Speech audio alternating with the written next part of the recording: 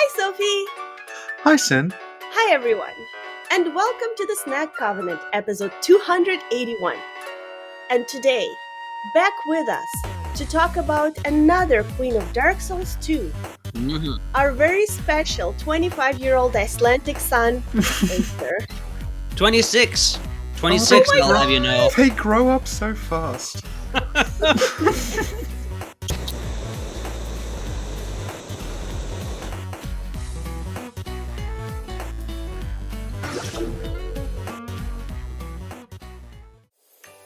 First of all, Happy New Year, Aesir! Happy New Year, Sinh and Sophie. Did you get New Year earlier in Australia? We got it up. We got it like a couple of hours earlier than you. Actually, Sophie's living in 2025 right now. Oh, how are things? We still have COVID. So, Aesir, Yes? for anyone who's new to the podcast, can you please tell a little bit about yourself, who you are, what you do? I make videos on a lot of older games here on YouTube. I've been doing a lot of FromSoft stuff recently. I did a Bloodborne commentary. I'm currently working on a Sekiro one.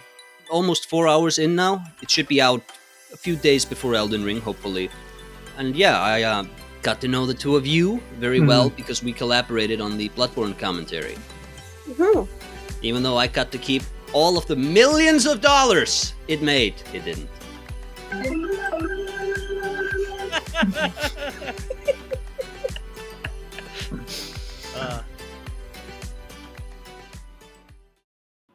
Today, we're talking about a very special queen.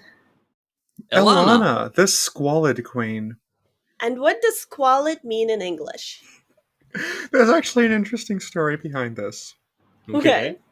Because there's not actually a great deal about Elana in the game. So I was looking it up, and there was a very long, and I want to stress it was entirely sincere, and it was entirely earnest thread about how a synonym for squalid is having low moral standards. Lullaby and good night. Go to sleep, little dragon. Do do do do do do do. Oh, hello, Elana the Squalid Queen here. I have no idea when this DLC is supposed to be set, but I can tell you that NFTs are all anyone can talk about. And that's why I'm excited to announce that I'm partnering with Glocken's PyromancyAcademy.com to produce new, edgy and epic ways for artists to copyright their work. For example, this picture of Ebrooitus looks very similar to every other picture of Ebrooitus you've ever seen. But did you know it has a string of numbers attached to it that do a thing? Excuse me? It's definitely not a bubble, Excuse but me? Please invest now. Excuse me. Thank you. You do not possess the rights to my likeness. Yes, I'm very sorry to hear this. It appears that it was taken without proper attribution, and... That's alright, just make sure you ask next time. Can we use your likeness then? No. Well, for other great images with numbers attached to them, visit Glocken's PyromancyAcademy.com. Now, back to the podcast. La la la, da da da, go to sleep, little dragon, do do do, do do do. Do you want to know something funny about her Japanese name? It's not that funny, because I know what it is. Sophie? I don't know if your trivia is the same as my trivia, so let's see.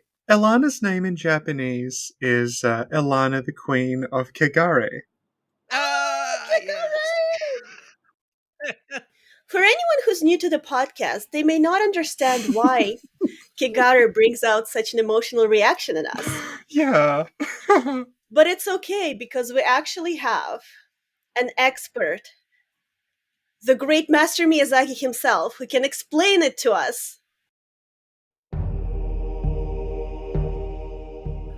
Oh, hello. Hidetaka Miyazaki here, being dragged away from my responsibilities as lead game designer and president of From Software to answer questions on a podcast that nobody listens to. And today's question, better be the only fucking one, is what is Kegare? So I recall there being a video about 5 or 6 years ago that explained Kegare in detail, and it was by someone who was trying to make sense of Dark Souls 3's story, and I don't know what happened. I think he's dead. So Kegare is a Japanese word, and it means filth or corruption. And it means them in a physical sense and a spiritual sense. It's very hard to articulate in English. But it's also important to remember that Kegare is the Japanese translation of my original script, which uses the term fucking nasty. It also says to explain that Shulva is the underground city from Kingsfield 4. What the fuck is a Shulva? I didn't play this. The one with the flower girls whose asses are hanging out? That sounds like Yui. Please play my robot game. Back to the podcast. Wow! Thank you, Miyazaki! Yeah, he took time out of his very busy schedule making Armored Core 6 to come and talk to us. So sweet. I know. Yeah. Now, let's turn to the angelic outline. Thank you. I promise I'll fix that soundboard in 2023.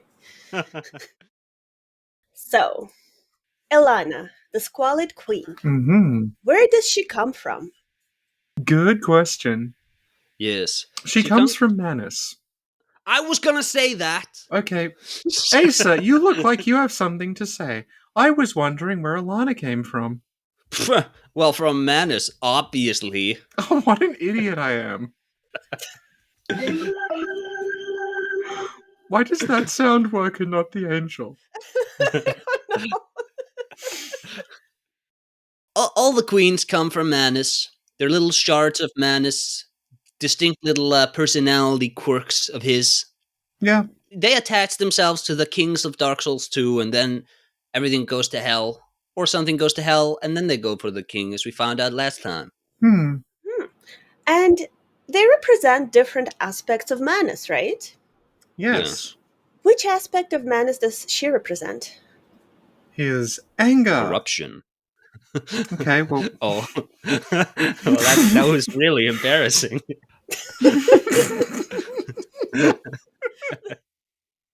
Thank you, Sophie. Thank you, Aesir.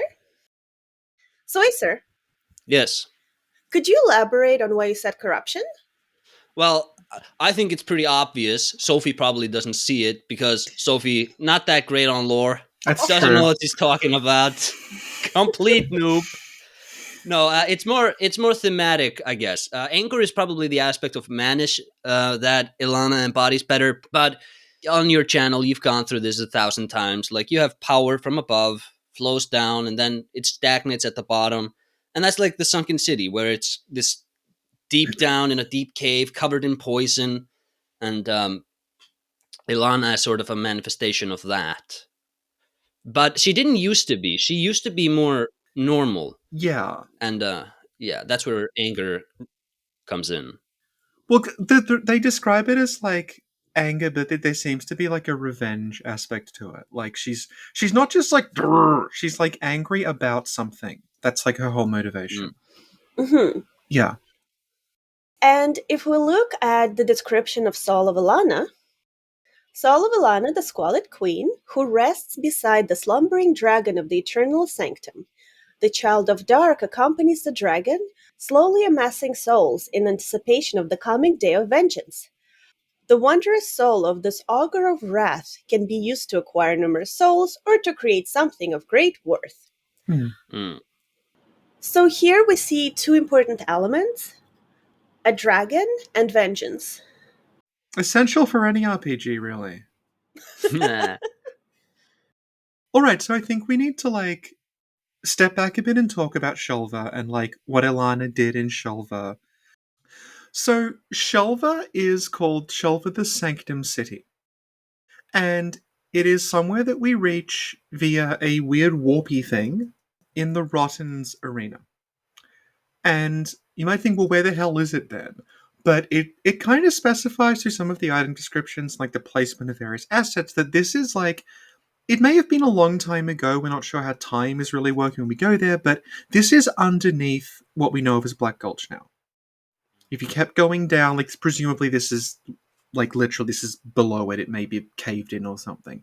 And that's where the name, like the Sunken King, comes from, because he's the king of something that's sunk all the way down. Yeah. I looked this up in Japanese, and his name in Japanese, like they still call it the Sunken King because they still use the English names, but the way he's described is like he's the king of the bottommost depths, basically. He's like the king that is the farthest down. Also, Shulva is called Shulva the Sanctum City. So Sanctum is somewhere that is Secured. It's secured, it's sacred. And you might think, well, where is the Sanctum? What? The Sanctum is actually like it's the area where we meet Elana. And the Sanctum takes the form of a gigantic mural that is sealing away this dragon called Sin. So the story behind this is actually that the reason it's called Shulva the Sanctum City is that this sanctum, this big wall, that was built a very long time ago. The dragon was already down there. And they basically built an entire city around this dragon to sort of contain it. So the sanctum is actually it's keeping Sin pacified. And throughout the area, we encounter poison everywhere. And we also encounter these priestesses. They have a very low chance of dropping their tiara. But if you get it, it will tell you that the priestesses, their job was to sing to Sin the dragon to keep him pacified.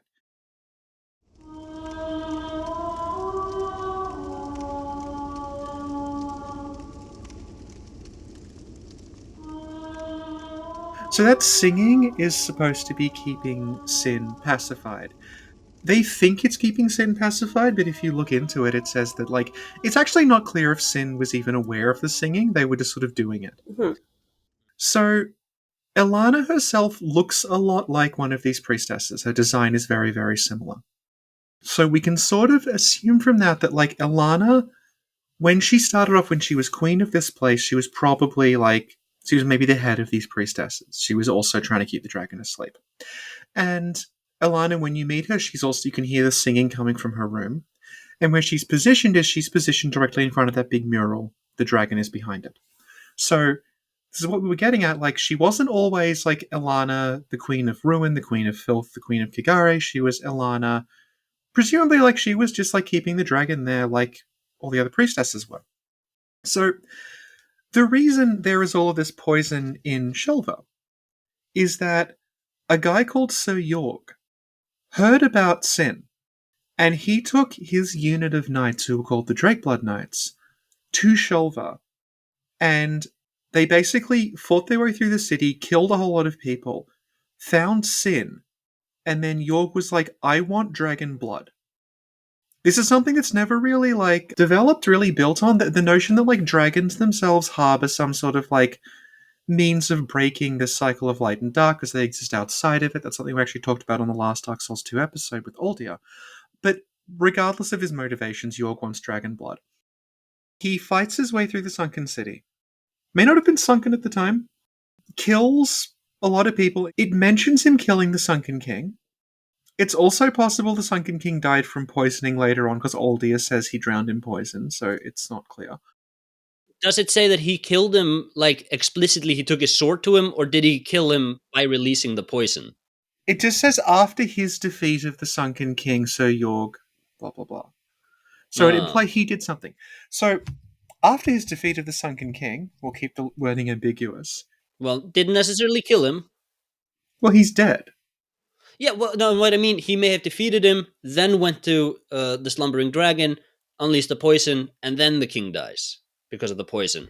Maybe. Well, that doesn't necessarily mean it killed him. Maybe then the king survives the poison and just, like, dies of embarrassment. This is a professional podcast. So, after his defeat of the Sunken King, citation needed.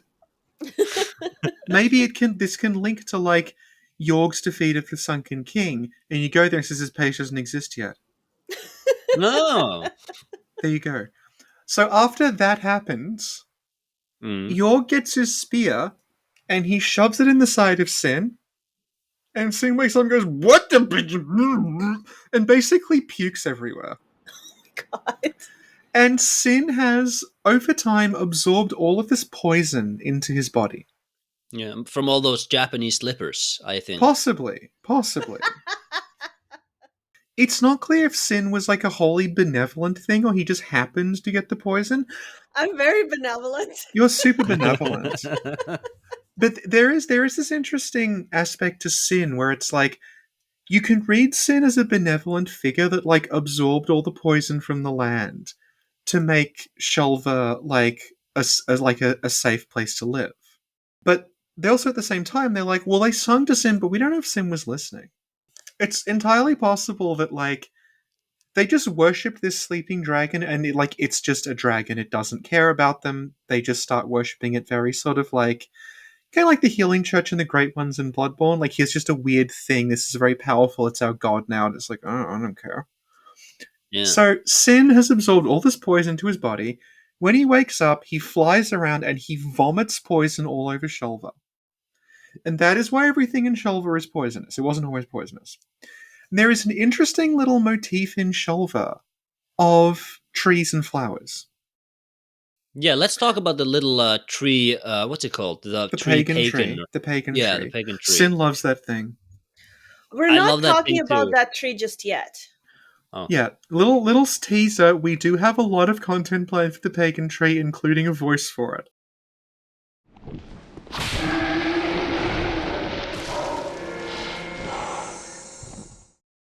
But what I'm getting at is like throughout Shulva, there is this recurring imagery of trees and flowers. Like there's the pagan tree, obviously, but like the priestesses, they have these like flower sort of headdresses on. Elana herself appears to be made out of like roots and bark that are going down into the soil. There's a lot of dried root healing items. There's a lot of balms you find in Shulva. So you get the impression that like actually at some point, Shulva probably had a lot of greenery in it. And when Sinh vomited all the poison out, it just killed all of the plants. It made you cannot grow anything here anymore because it's so corrupted. So, Elana. Elana is very, very like loosely mentioned. They don't talk about her much. But basically it says she's waiting with the dragon. Cinder's gone back to sleep. And basically says she's waiting with the dragon. And she is biding her time and becoming more powerful until, like you mentioned, this day of vengeance. So, my take on that whole thing is that it's her vengeance against the outside world. It's a vengeance against Yorgh, who's dead at this point, but it's a vengeance against the world. It's a vengeance against the Drakeblood Knights.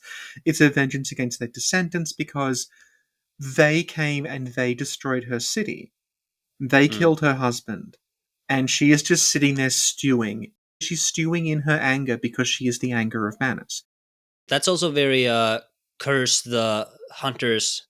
Yes, yeah, it's that. It's like she's become twisted into a monster because of her own anger. So this is why, like, the form that she takes, she may not have looked like that initially. But yeah, like, that's kind of the story of Elana. So when you meet her, she's just very, very, very angry at everything. And she actually says, like, you are unworthy of the Maya when you meet her. She's like, you're not worthy of this place. I guess the thing about the DLC is, like, because Nishandra herself, she's kind of one-dimensional. No, well. No, she's just sort of, like, manipulative and evil. Whereas, like, the three queens they had in the DLC is, like, none of them are really bad. They're not, like, wholly bad people. They do bad things, but it's, like, they're driven by, like, those emotions. They're driven by, like, anger. They're driven by, like, the longing that, like, someone like Nadali feels. She feels abandoned. Like Alsana, she's, like, trying to, like, seal things away. Elana is, like, she's, like, marinating in her own anger, but the anger comes from somewhere. She's not necessarily like that. Whereas, like, Nishandra, like, as far as we can tell from the beginning, she was always like, She was the smallest fragment of Yeah. Manus, and she longed for more and more power. But that's the thing. Her motivation is she's longing for more power. Like, that's sort of it. Yeah. Yeah, it's not like she had good intentions at some point and wanted more power because that she's massively insecure and that makes her like do terrible things, basically. All right. Yeah, but like the three queens they had in the DLCs, they are actually like in sort of like another timeline, they might have been like nice people. They're more sort of like connected to the world around them, I think. Like things went wrong that sort of made them into that, whereas Nishandra was like lusting for power from the second she was conceived. So yeah, that's kind of like Elana as a character. Thank you, Sophie. So now I want to ask you some questions surrounding Elana that we may not have answers for in the game, but I'd like to hear the opinion of the two of you on it. So, Elana breaks off from Manus as a fragment. Yeah. What happens after? Assumably, she just drifts until she eventually kind of takes form. And then maybe she becomes a priestess that makes her way into the king's chambers, or maybe do we know like how she became a queen, or is it just she? No, she's literally got like there's like two items that mention Elana in the whole game. And in a sense, she's not even really necessary to the story of Shulva because you just really need Sinh and Yorgh. Mhm. Elana watches the story play out and then she stews about it. But she's not really a player in the story until like we show up and she's like, you cut that out. And who is her king? The Sunken King. Can you tell me a little about him? I don't think there is much about him. You were saying earlier about how he's like the king of things that have sunken, like that rest really deep below. Yeah. Do you think Shulva was above surface once and then made its way down? I think it has to be because there's so much plant life reference to like there'd have to be sun. Yeah. Otherwise it wouldn't work unless it was fungus, which it's not. I think it's significant that the pagan tree is in a cave. Because if you think about like Sinh vomits the poison falls from the sky and corrupts the land. But if you're in a cave, Mm. then that'd be sheltered from the poisons. That's probably why the pagan tree survives. Mm. But yeah, there is a theory that the Rotten is the Sunken King, Ah. or at least like a fragment of the Sunken King, because throughout Shulva you see these little they're like a recurring asset in the game. They're statues of like a woman that spits poison at you sometimes. Mhm. They're sometimes trapped with Yeah. poison arrows. Yeah. They're all over Shulva as well. And in the Rotten's intro cutscene, he's like trying to basically put one of them back together again. Like he's found this broken one he's trying to fix, and he can't fix it, and he sort of gets like furious and starts smashing things. So like Yeah. there's this theory that like he may not literally be like the Sunken King was this thing or became this thing, but like it's like a fragment of the Sunken King in him that is making him sort of drawn to what their statues. But like the Rotten is actually made out of a whole lot of people stuck together, so it's not really clear. Yeah. Just to get a little bit of history of Elana, the events that transpired with Sin and Poison, she was not really involved in that, you think? No. Basically like what happens is Yorgh goes through the city, Yorgh kills or is responsible for the death of, we're not quite sure, the Sunken King. That's Elana's husband. Then Yorgh unleashes the poison all over the city by stabbing Sin. And then Elana's goal is like she's just sitting there and because she's the anger, like I believe the term is living rent free in your head. Like this whole thing is like obsessing her and she's sitting in Dragon Sanctum. Mm-hmm. It says she's gathering souls, which I assume it means she's just becoming more powerful. She's just sitting there getting stronger and stronger so that one day she can come out and take revenge on the world that destroyed Shulva. So, what do you think the revenge entails? Summoning Velstadt and some pigs. So, now let's talk about Elana's boss fight. When we walk into the room, what happens? Elana's singing her little song.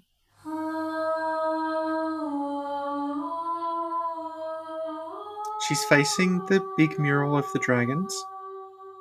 And then she turns to you and says, You were not deserving of the mire.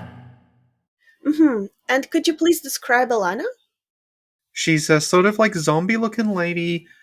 It's not clear what's her dress and what's her body, or if they're the same thing, but she has this sort of like dress made of roots and bark that extends downward. And she looks like she is made of rotting wood. She looks like she should be a character in Scorn. Yeah. Okay. And let's talk about her attack patterns. She throws a lot of things at you.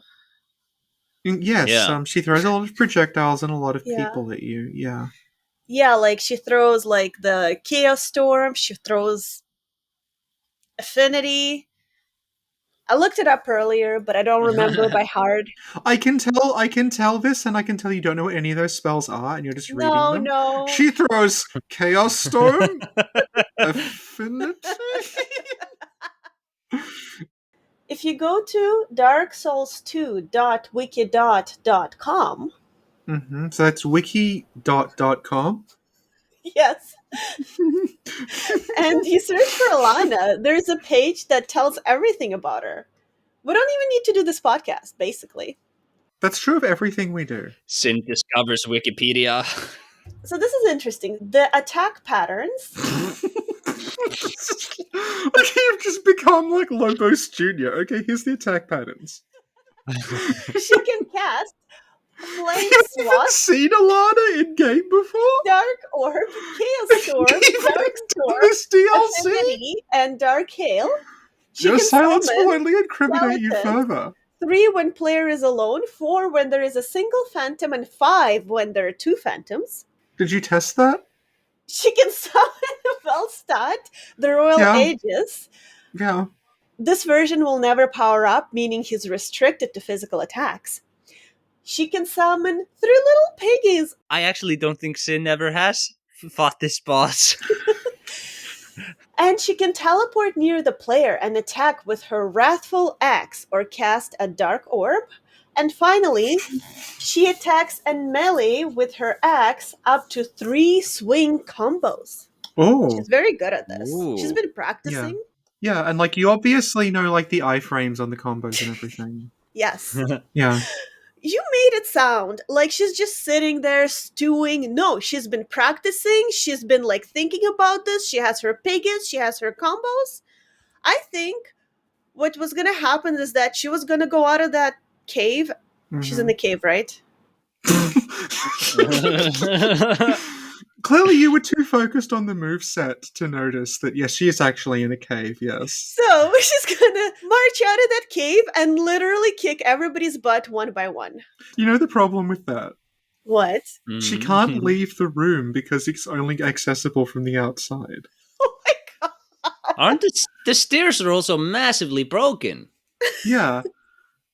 Okay, what I think she was in there and she has like a punching bag with Sir Yorgh's face on it, and she's practicing her axe combos on that. Yeah.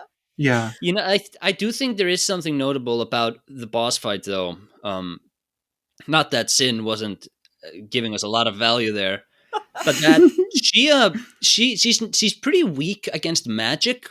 And from memory, there's some item or there's something in Shulva. You can please verify this. That states that they've sort of stagnated their development of their sorceries. Anyway, I think the point there is like she's down there and she's been completely isolated from the rest of the world for a really long time, and she's like stewing and just becoming this venomous personality. But then, if she were to try anything on the surface, like she's so completely out of the loop on where the rest of the world is that she'd probably have her ass handed to her if she did. Should be like a cell phone? What's that? Yeah. So Elana is the inspiration for the hit movie Blast from the Past starring Brendan Fraser. I love that movie. I somehow knew you would. I've never seen that movie.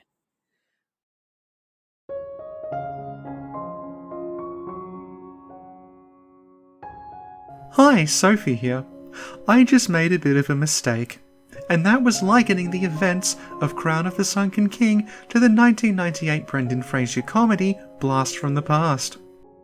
Blast from the Past is a movie that I've never seen, but am vaguely familiar with the premise of because I walked past the poster 22 years ago.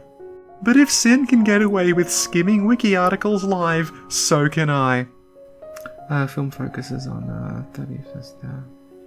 So yeah, Blast from the Past is a film about a man who never goes outside and is trapped living with his reactionary parents into his mid-30s. They were definitely getting millennial teenagers prepared for adulthood. The film received mixed reviews and did poorly at the box office. Back to the podcast. So Elana has 3 things she can summon when she's fighting you. She summons skeletons. The skeletons can poison you, so they're like poison, like skeletons that sunk in the poison of Shulva. She also summons pigs. The pigs are very rare. They seem like a random joke thing. They probably are, but if you think about, like, she's like the queen of corrupt dead things. Like, maybe there's these pigs that are, like, you know, going around in the filth. Also possible that the pigs were looking for truffles or something, because it's Shulva. They apparently had quite a lot of vegetation at some point. The third thing she summons, and she summons it all the time when you think it would be the rare joke summon, but apparently not, is Velstadt. And because of the way the game is structured, she can summon Velstadt before you've actually met Velstadt in-game. So it's not even like this is Velstadt's ghost, it's just Velstadt. But it's okay because I know someone who can tell us exactly what the story behind Velstadt is.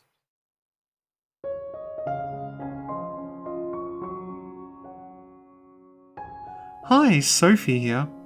After finishing Crown of the Sunken King, you probably have a lot of questions.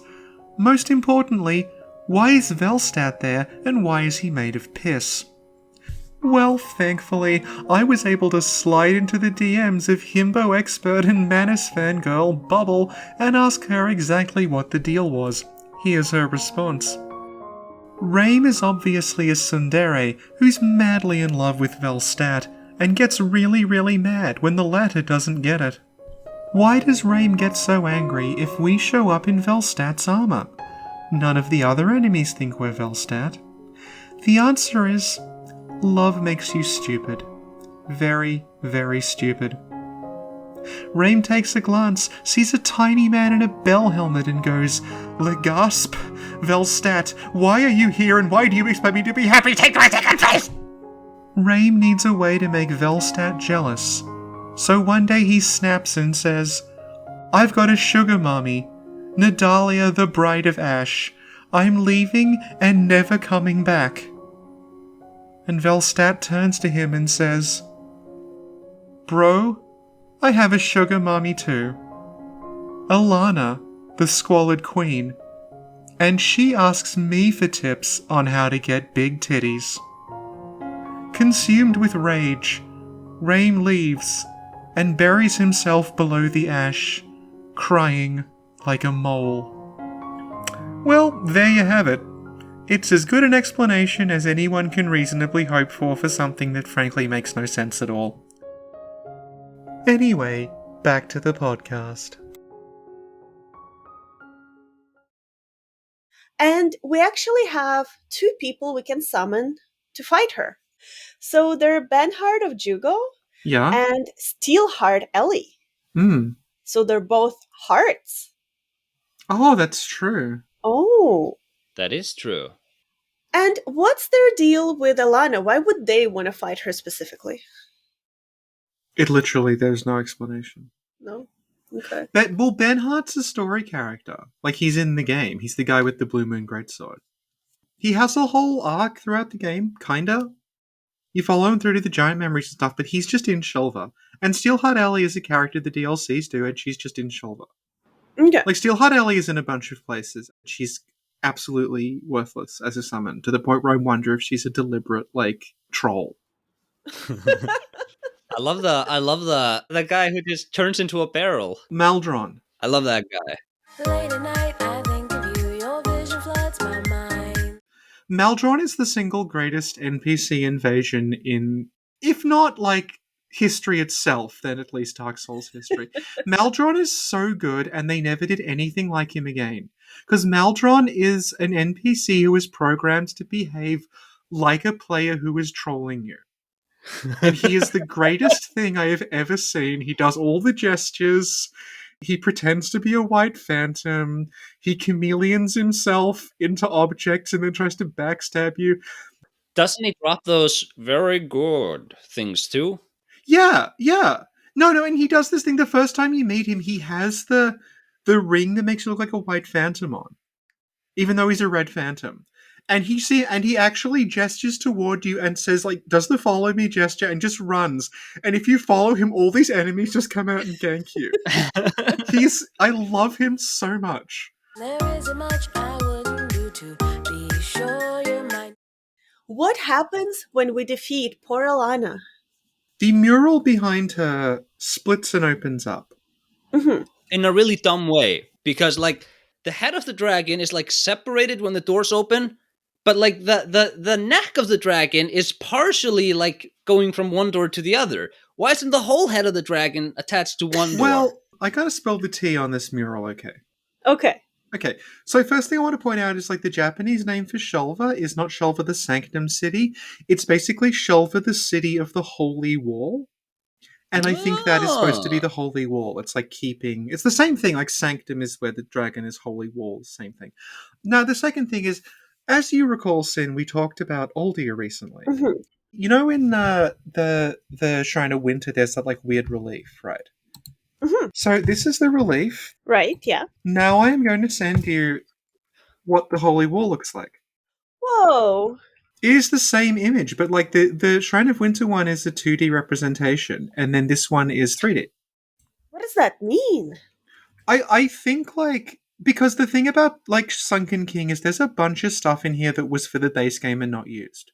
Okay. And I actually think that wall was probably like initially made for Dragon Shrine or Dragon Area or something. And that's why like Aesir says like it opens in a really weird way, because I don't think it was ever supposed to open. You know, like, I think it was just a wall. And they're like, oh, we can use this for something. I very strongly suspect that was for, like, the dragon areas in the base game. But, like, if you want to know other stuff, like, the Imperfect, they were a boss called Earth Dragon that wasn't used. And the Pagan Tree was... I'm not sure if it was the boss, but it was something to do with the Shaded Woods. It was meant to be, like, this possessed tree in the woods that was creating the fog. I don't know if you fought it or anything. But yeah, that's at least those two things. Oh, wait a minute! Recycled. That's very much that's like the Mist Noble in Sekiro. Yes, exactly. We got him. Also, Dragon's Blood in Sekiro. Reusing content. He can't keep getting away with this. Yeah, so there we go. And yes, Sin is behind the wall. Cool. So Sin is... You've actually seen Sin before in the area. Twice, yeah. When you first enter, Sin is actually right before the bonfire. And he flies off, and then when you go back down, like in the second half of Shulva, Sin flies along the bridge and like burns some soldiers for you. Similar to the Hellkite Drake in Dark Souls. So Sin's not actually confined to the Holy Wall / Sanctum area, but he's there when you go there. And when you meet him, he has Yorgh's spear still stuck in him. He has an interesting mechanic where like hitting exactly where the spear is does extra damage, because it's like the sort of like hole in his body. Yeah, you can damage him that way. He also massively degrades equipment as you use it, because he's so like corrupted that he just like rusts everything. And you also find Yorgh's ring in that space on a corpse. So presumably like Yorgh died when he stabbed Sin. Yeah. Yeah. He's another sad knight of Dark Souls. You know, they keep doing this for dragons. They did it for Calamite. They did it for Midir. It's this idea that you have this majestic creature that you need to sort of bring down by destroying its ability to fly or whatever, and then you can fight it properly.